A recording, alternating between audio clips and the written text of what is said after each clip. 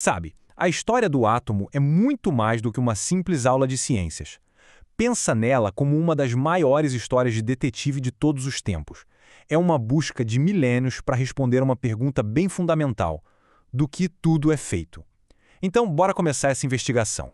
Nossa jornada começa lá atrás, mais de 2000 anos, na Grécia Antiga. Filósofos como Demócrito e Leucipo, sem nenhum laboratório, sem equipamento, só com o poder do pensamento, eles chegaram a uma teoria que, para a época, era radical. Eles pensaram: e se a gente pegar qualquer coisa e for dividindo, vai chegar uma hora que a gente vai encontrar uma partícula final, uma coisinha tão pequena que não dá mais para cortar. E essa pergunta, qual é o menor pedaço de qualquer coisa, é o que moveu toda essa saga. Qual é, afinal, o tijolinho fundamental do universo? É exatamente essa curiosidade que a gente vai explorar agora. Pois é, essa ideia de uma partícula final incortável foi a semente de tudo. E agora a gente dá um salto. Da filosofia antiga, direto para o nascimento da teoria atômica como ciência mesmo. E o próprio nome já entrega o jogo, né? Átomo vem do grego, onde á significa não e tomos significa partes, ou seja, sem partes, indivisível. E por muitos e muitos séculos, essa foi a ideia central, a menor coisinha que existe, sólida e que não pode ser quebrada. Mas olha, essa nossa compreensão sobre o átomo não foi tipo um estalo, um único momento de eureka. Foi mais como construir um prédio, sabe? Tijolo por tijolo. Cada cientista que vinha adicionava uma coisa nova, corrigia um erro do anterior. Foi um processo, uma evolução. Então, vamos começar com os primeiros modelos científicos. As primeiras tentativas de desenhar algo que ninguém conseguia ver. De um lado, a gente tem o modelo de Dalton de 1808. Pensa numa bola de bilhar. Simples, maciça, indivisível. Era isso. Aí, quase 100 anos depois, vem Thomson e muda tudo. O modelo dele, que ficou conhecido como pudim de passas, imaginava o átomo como, um pudim. Uma massa positiva com umas passas negativas, os elétrons, espalhadas por ali. Pode parecer uma mudança boba, mas foi gigantesca. O que o Thomson fez foi provar que aquela ideia de incortável estava errada. O átomo podia sim ser dividido. Ao descobrir o elétron, ele mostrou que existiam partes ainda menores lá dentro. Isso mudou o jogo completamente. De repente, fenômenos que eram um mistério, tipo eletricidade estática ou por que uma corrente elétrica funciona, passaram a ter uma explicação. Então, parecia que a ciência tinha encontrado um modelo legal, né? O tal do pudim de passas explicava bastante coisa. Só que a história estava prestes a ter uma reviravolta daquelas. Um novo experimento ia virar essa imagem do átomo de cabeça para baixo. E agora a gente entra num dos momentos mais incríveis e surpreendentes da história da física. A ideia do Ernest Rutherford era, na teoria, bem simples. Ele ia pegar partículas minúsculas, chamadas partículas alfa, e atirar numa folha de ouro, mas uma folha fininha, fininha mesmo. A expectativa era o quê? Bom, se o átomo era aquele pudim fofinho do Thomson, as partículas deveriam passar direto, sem o desviar, como uma bala atravessando fumaça.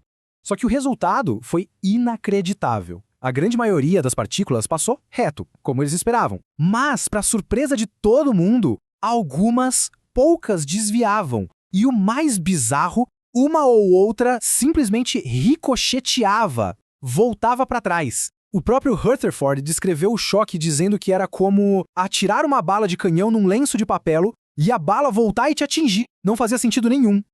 Para explicar esse resultado completamente maluco, o Rutherford teve que jogar fora a ideia antiga e pensar em algo totalmente novo. Uma estrutura radicalmente diferente para o átomo. A única explicação possível era a seguinte: para uma partícula ricochetear, ela devia ter batido em algo muito pequeno, muito denso e com a mesma carga positiva. Esse era o núcleo. E os elétrons? Bom, eles estariam girando em volta, bem longe, como planetas ao redor do Sol. E aí veio a conclusão mais chocante. O átomo é, na verdade, quase que totalmente espaço vazio. Aquilo que a gente percebe como sólido é meio que uma ilusão. Esse modelo planetário era genial, sem dúvida, mas ele tinha um problema. Um problema fatal, que as leis da física daquela época simplesmente não conseguiam resolver. Pensa bem, segundo a física clássica, um elétron girando em volta do núcleo deveria perder energia constantemente. E ao perder energia, ele ia começar a girar cada vez mais para dentro, numa espiral, até colidir com o núcleo. Isso destruiria o átomo em uma fração de segundo. Ou seja, se o modelo de Rutherford tivesse certo, nada no universo deveria existir. E aí entra em cena Niels Bohr com a solução. Foi uma ideia ousada, quase uma heresia para a época. Ele disse: e se os elétrons não pudessem ficar em qualquer órbita? E se existissem apenas órbitas permitidas, níveis de energia fixos, como os degraus de uma escada? Se fosse assim, o elétron não poderia simplesmente escorregar e cair no núcleo. A grande sacada do modelo de Bohr é o que a gente chama de salto quântico.